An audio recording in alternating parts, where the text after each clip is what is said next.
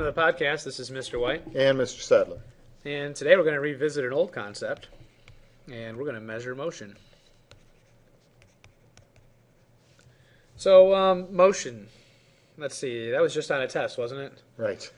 What three things do we use to measure motion? Do you remember? The three graphs we use, We DT, use distance time, VT, velocity time, and AT. acceleration time. And it turns out that this is the way to measure motion, and we spent a lot of time using graphs in the last chapter describing various motion. It seems like these ticker tapes are like the strobe diagrams too. They're exactly the same thing. They are they are. So we're gonna try and move and continue our understanding, by the way, of the graphs, because that went over, but it could go better. And we're gonna move to strobes. And while we don't have a camera taking pictures every tenth of a second, what we did have is we had this piece of ticker tape that we ask you guys to analyze.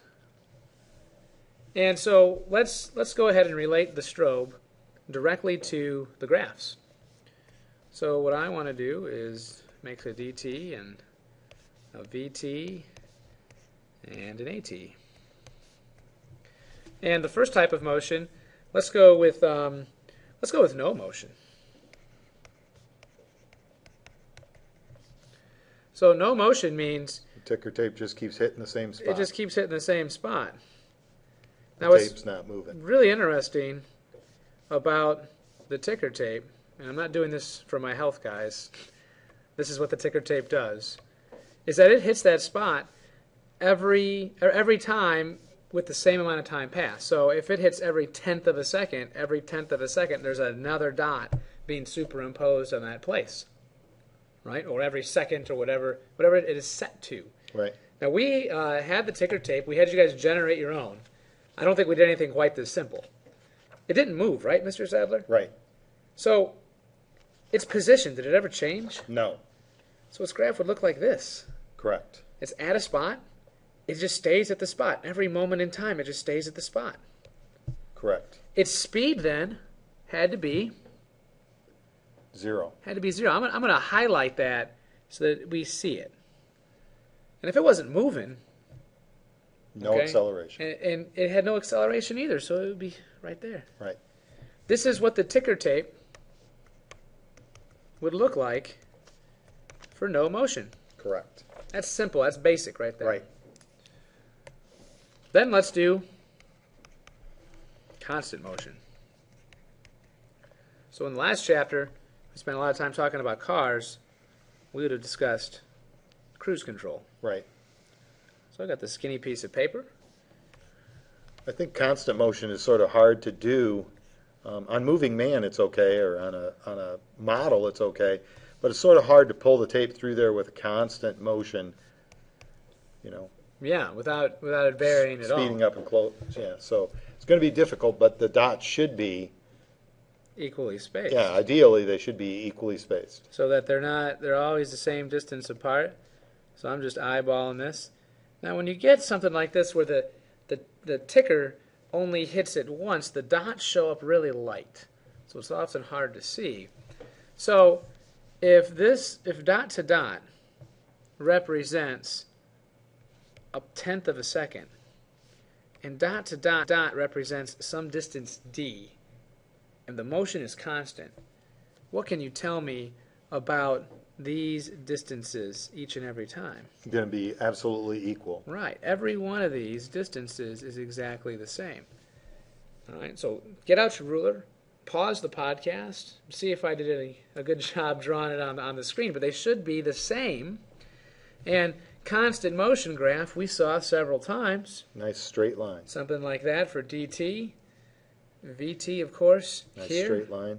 And is it accelerating? No acceleration. Right? Oops. So superimpose that. No acceleration because it's constant motion. All right. So we're starting to see what's happening. The really interesting one, I think, today. Let's go ahead and just delete, get rid of that. The one I thought was really interesting today, of course, was constant acceleration. Acceleration due to gravity. Yeah, and we mentioned it at the end of chapter 1 that in order to cause an acceleration, you need A force. a force. So in the experiment today, you hung the weight from the ticker tape, and it pulled through, and obviously it stops when it hits the ground, right? But when we think about that, the weight is guided down to the earth by, Gravity. is gravity constant? Absolutely. Yes, it is.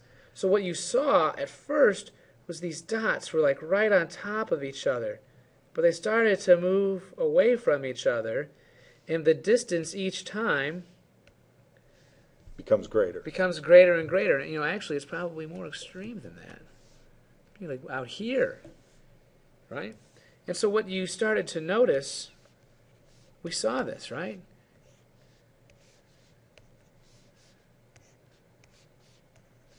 Vt dt at. Well, what we saw is that it was going slow and it got faster and faster. Correct. And it's the curvy graph because it's accelerating. Right.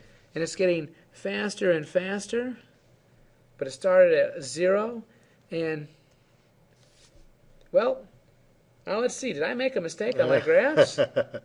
If the velocity is increasing, doesn't the acceleration have to be positive? Yeah, but that's not really the case, is it? So I had the right ideas about changing slope here and constant slope here, but gravity's negative.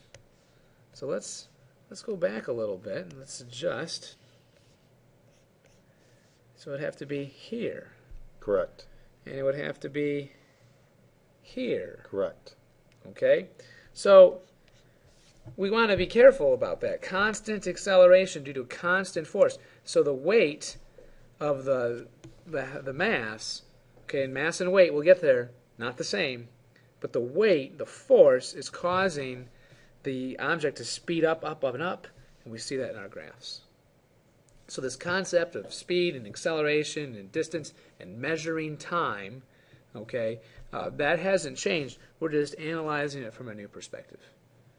All right. So let's see. I believe that covers everything. Well, do you want to? I think it's just a rehash of the what is average speed and what is acceleration. Sure. So, yeah, let's talk about average. Just the formulas again. So average speed equals change in distance over change in time. Sure. So, and then average acceleration Yep, is acceleration change in v. Yep, change in velocity over change in time. Okay. So this is over, so these are totals, or over a long period of time. Correct. Versus instantaneous.